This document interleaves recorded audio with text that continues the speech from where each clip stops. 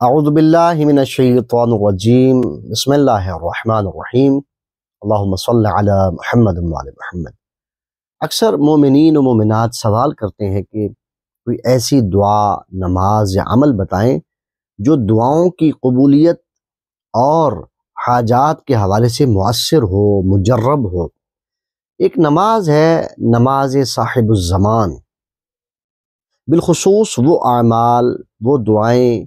جو آپ مانگ رہے ہیں اور عرصہ دراز سے وہ دعائیں قبول نہیں ہو رہی اور حاجات برابر نہیں ہو رہی۔ آپ ایک بار کوشش کریں کہ اس نماز کو پڑھیں، انشاءاللہ آپ کی دعا اور جس مقصد کے لیے پڑھیں گے وہ جلد انشاءاللہ کامل ہوگی، تمام ہوگی اور دعائیں برابر ہوں گی۔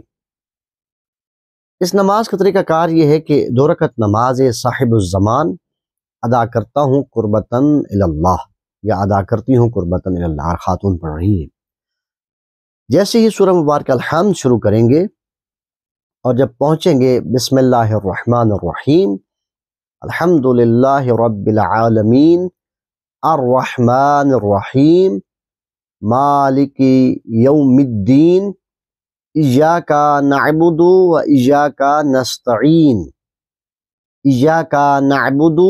و ایاک نستعین،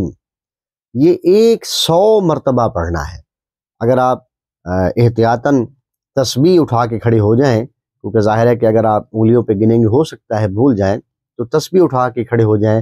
ایاک نعبد و ایاک نستعین، ایاک نعبد و ایاک نستعین، یہ 100 مرتبہ کہیں، اور جب 100 مرتبہ مکمل ہو جائے پھر الحمد مکمل کریں، اس کے بعد سورہ پڑھیں، پھر رکوع میں جائیں، پھر سجدے میں جائیں، اور اس طرح پھر دوسری رکعت میں جب آئیں گے،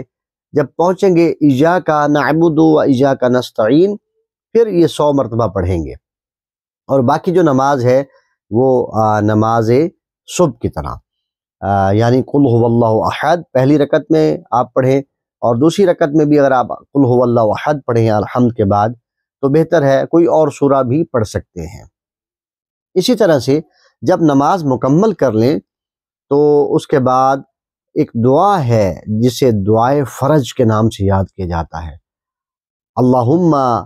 عظم البلاء وبرح الخفاء وانکشف الغطاء، یہ پوری دعا پڑھیں اور اس کے بعد آپ دعا مانگیں، انشاءاللہ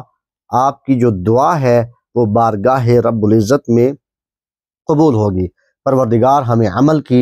توفیق اور سعادت عطا فرمائے۔ اللہم صل علی محمد وعلی محمد۔